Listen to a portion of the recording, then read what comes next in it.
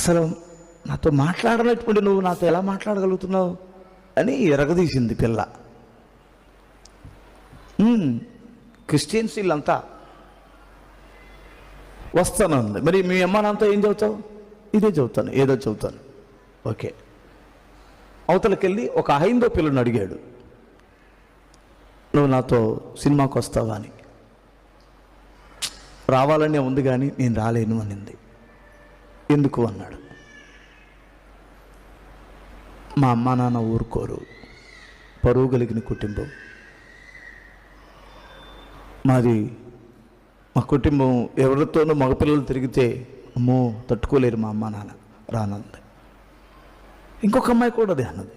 ఇద్దరిని అడిగారు వాళ్ళని, వాళ్ళు రాలా. వీళ్ళు వస్తామని ఆల్రెడీ ఎప్పుడెప్పుడని ఎదురు చూస్తున్నారు. వచ్చి పిల్లలందరూ ఉండగా బైబిల్ కరకరకర చింపి అక్కడ పడేసి అగ్గిపొల గీశాడు. బగ మండుతున్నది బైబిల్. హే, ఏంటి బైబిల్ తగలబెడుతున్నావు అన్నారు. ఈ బైబిల్ చదవడానికి మాత్రమే పనికొస్తుంది. ఇది అనుసరించే మాటలు యేసు ప్రభు చెప్పలేదు, ఎవడు అనుసరించలేడు భూమి మీద. ఎందుకంటే నేను క్రిస్టియన్స్ని అడిగాను, వాళ్ళు ఏం అనుసరించలేదు. ఇది అనుసరించడానికి చేతగానప్పుడు ఈ బైబిల్ మన చేతుల్లో, దీన్ని మనం ఎందుకు నమ్మాలి? ఆయన చెప్పిన మాటలు వాస్తవే, నేను కాదనను. కానీ అలాగే ఎవడైనా ఉన్నాడా? ఈ బైబిల్ను మనం పట్టుకోవడం, దీన్ని తిరగడం, ఇది వేస్ట్, టైం వేస్ట్. తగలబెట్టేసాడు అంతే.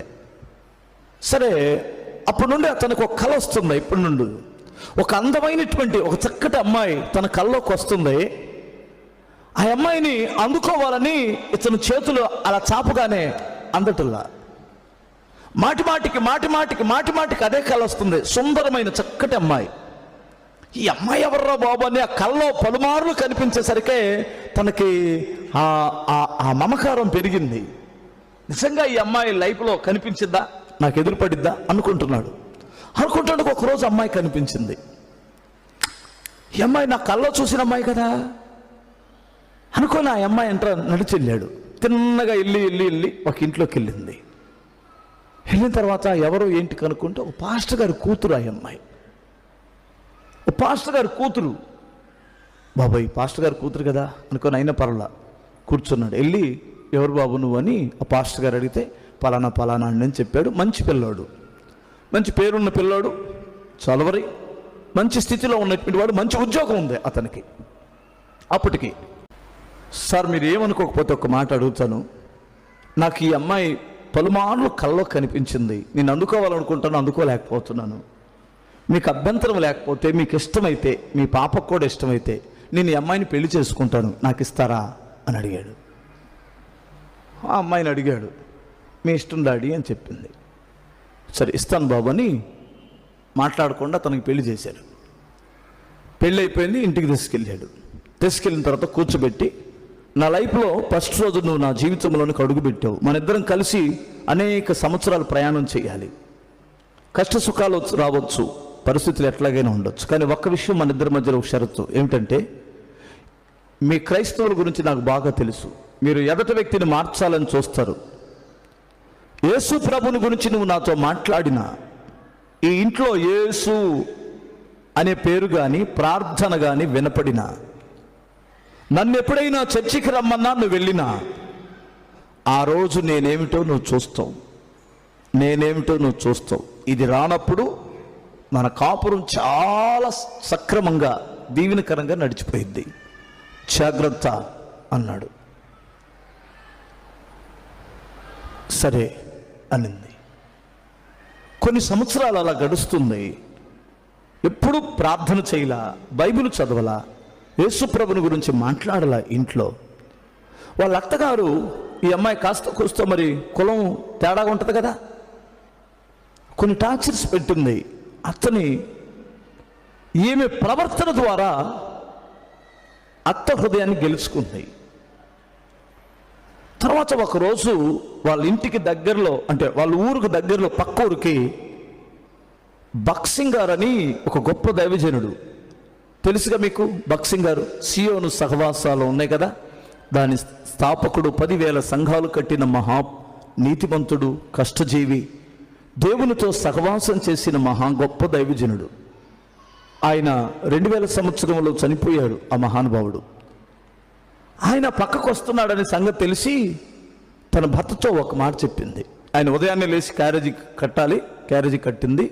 వెళ్తున్న కారు ఎక్కుతున్నప్పుడు ఒక మాట, ఏమండి, నేను పుట్టినప్పుడు నన్ను ఎత్తుకొని నాకు పేరు పెట్టినటువంటి దైవజనుడు పక్క ఊరికి వస్తున్నాడండి, సాయంత్రం మీరు పెందలకాడు వస్తే ఆ ప్రార్థనకి వెళ్దామండి అనింది. ఎగ్గిరి ఒక్క తన్ను పొట్టలో తంతే వెళ్ళి గోడకు టాప్ను పొడుచుకుంది. తల పగిలిపోయింది, బ్లడ్ వస్తుంది. ఆ శబ్దానికి వాళ్ళ అత్తగారి ఇంట్లో ఉన్న ఆమె పరిగెత్తుకుంటూ వచ్చింది. ఏంటమ్మా అని అంటే చాలా చిరునవ్వుతో, ఏమి లేదంటే కళ్ళు తిరిగి నేను ఆ గోడకు పొడుచుకున్నాను అత్తయ్య, మీరు కంగారు పడొద్దని చిరునవ్వుతో సమాధానం చెప్పింది. అప్పుడు ఏమే ఒక చిన్న గుడ్డుంటే తల కట్టి పసుపేద వేసి గుడ్డగట్టింది, రక్తం వస్తుంది. ఇతను మాత్రం బాగా కోపంగా ఉన్నాడు. పనికి మాలింది, ఈ మాట ఎత్తొద్దంటే నాతో మాట తప్పి ఎత్తిందని కోపంగా ఉన్నాడు. కంగారు పడకుండా లోపలికి వెళ్ళి క్యారేజీ కట్టి ఆ క్యారేజ్ తీసుకొని ఆయన కారులో కూర్చున్నాడు.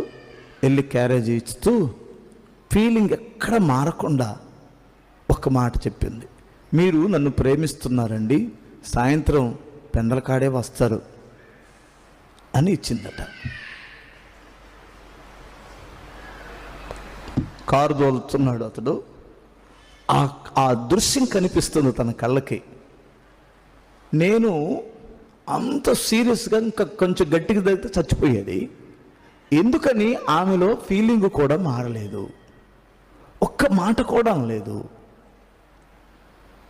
మా అమ్మతో కూడా విషయం చెప్పలేదు. నిజంగా నేను కాలేజీలో వాడిని చెంప మీద కొడితే వాడు తిరిగి నన్ను 2-3 ఇచ్చాడు. బైబిల్ చదువుతున్నటువంటి వారు అనుసరించరు అనుకున్నాను.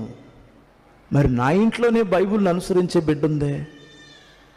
రియల్గా ఏమో నా తల్లి అంత ఘోరంగా టార్చర్ పెడితే నా తల్లి హృదయాన్ని మార్చిన ప్రవర్తనతో మార్చిందేమే. వాక్యం చెప్పలా,